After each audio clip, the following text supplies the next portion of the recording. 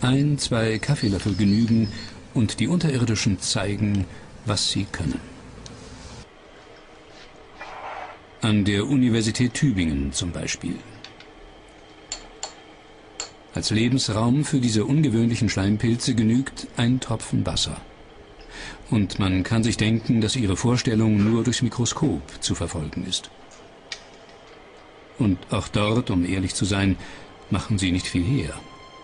Als winzige Einzeller wuseln sie zwischen Pilzfäden herum. Bei stärkerer Vergrößerung sieht man immerhin, dass sie wie Amöben vorwärts kriechen. Aber dann beginnt die Vorstellung. Sie rücken näher zusammen, als wollten sie sich verabreden. Und plötzlich, wie auf ein geheimes Zeichen hin, marschieren sie los. Ein Heereszug von Amöben, dem sich mehr und mehr anschließen.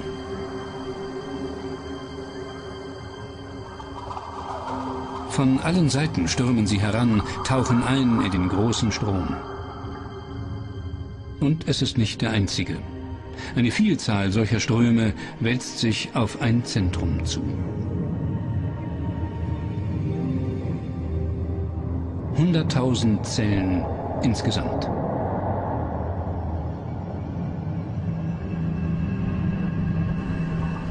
Der Vorgang wiederholt sich an mehreren Stellen und jedes Mal schließen sich die Amöben zusammen zu einem neuen, vergleichsweise riesigen Organismus. Zu einer Art Nacktschnecke, die zielstrebig davonkriecht. Der Körper ist außen mit Schleim überzogen und hinterlässt eine deutliche Kriechspur.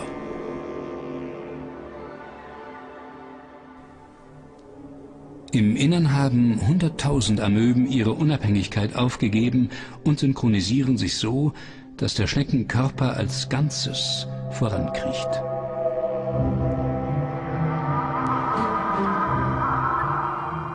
Der Vorgang ist fast unheimlich. Da organisieren sich unzählige Schleimpilzzellen zu einem höheren Lebewesen, das Licht und Wärme wahrnehmen kann und auf chemische Reize reagiert. So schafft es den Weg ans Tageslicht, um sich fortzupflanzen. Und dabei wandelt es sich ganz nach Schleimpilzart in ein pflanzenähnliches Wesen.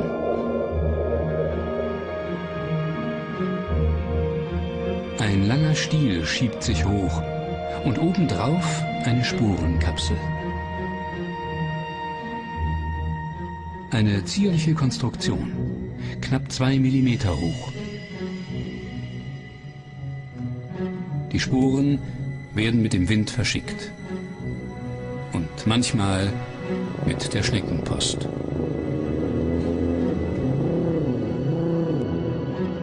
Schleimpilze. Sie kriechen wie Tiere, verbreiten sich wie Pflanzen, zeigen sogar intelligentes Verhalten. Und sie verbünden sich zu Hyperwesen mit völlig neuen Fähigkeiten.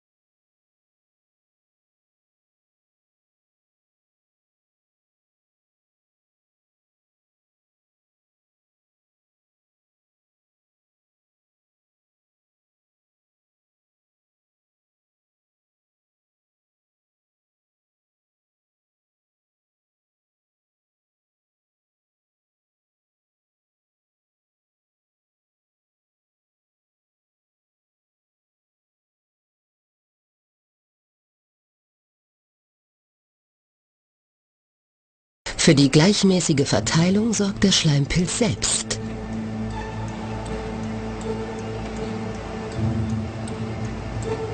Die Portionen von Polycephalum vereinigen sich wieder und besetzen das ganze Labyrinth. Jetzt kann der eigentliche Test beginnen. Finde den kürzesten Weg von A nach B. Dazu wird in beiden Punkten ein Futterdepot eingerichtet.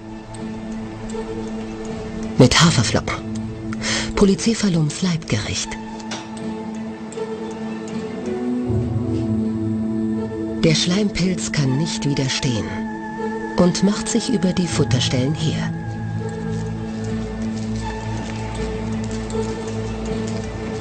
Der Zeitraffer bringt seine ganze Gier zutage. In regelrechten Fresswellen stürzt er sich auf die Haferflocken.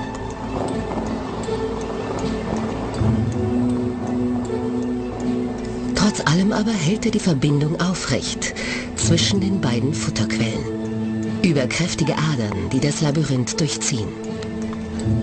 Manche Wege jedoch scheint er zu meiden. Aus Sackgassen zum Beispiel ziehen sich die Adern zurück, hinterlassen nichts als ihre Spuren. Auch Umwege werden geräumt.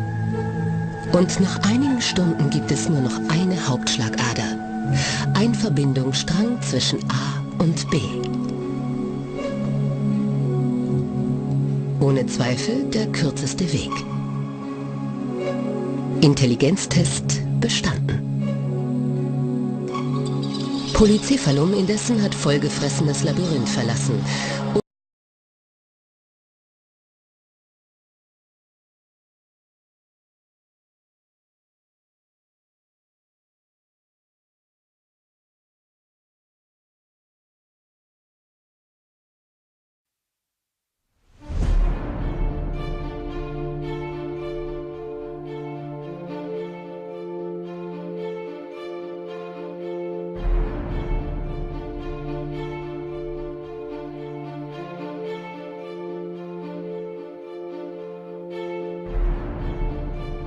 Clubroot is a serious disease of canola and of other crops in the Brassica family, cabbage, broccoli, and even weeds such as stinkweed.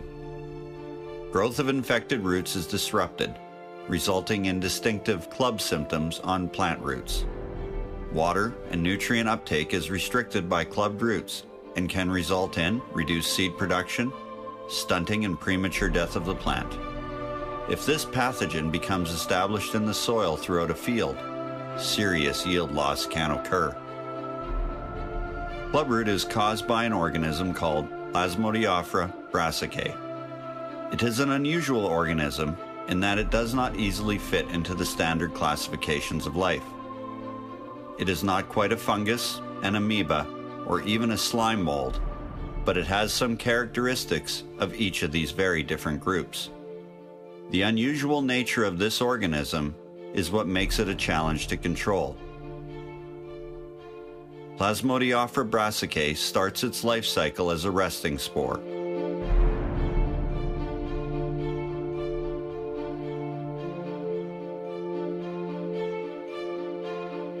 This spore, although very small, is remarkably hardy and can persist in the soil for up to 20 years.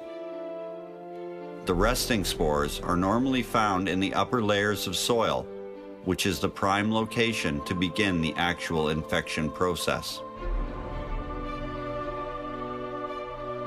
Plant roots continually exude a range of chemicals and nutrients into the soil.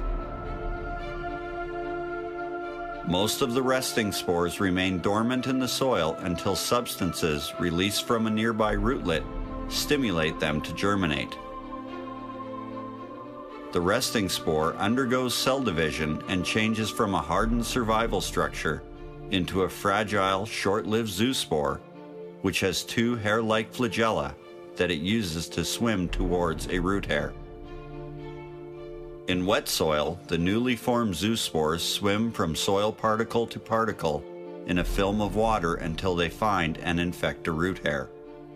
When the soil is dry, the zoospores are trapped in place and unable to infect root hairs. This is why clubroot levels are generally low in dry years even in fields where an abundance of resting spores are present.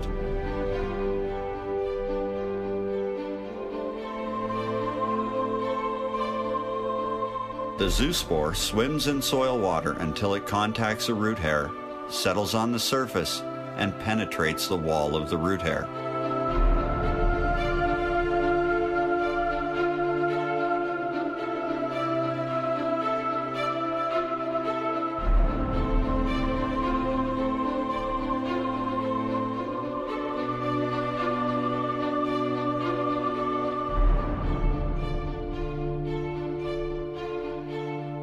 The more resting spores that are present near the roots, the more root hairs become infected.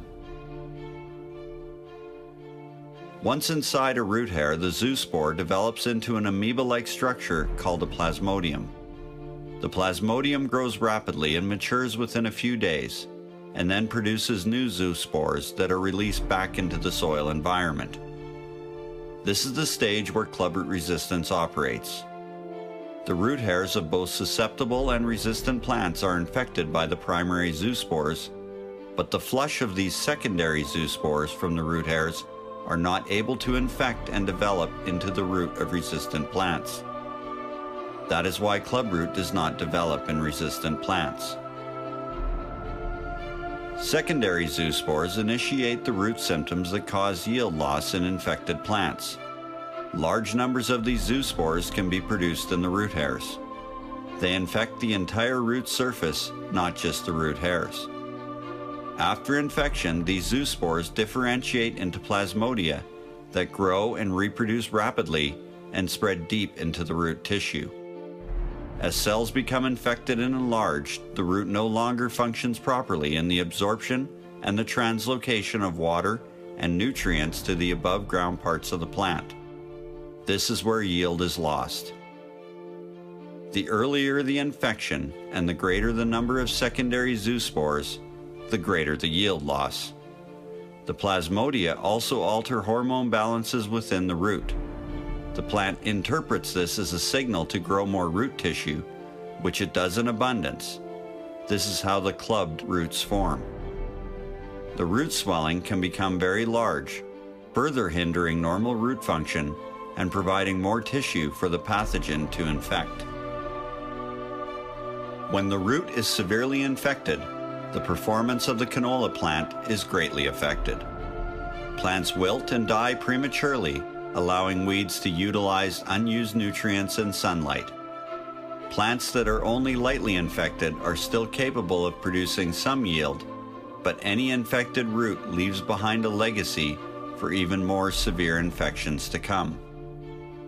Even before the plant begins to die, the pathogen starts forming new resting spores.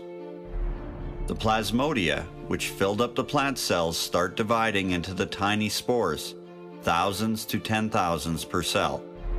We can easily see how billions of resting spores can be produced from a single infected root.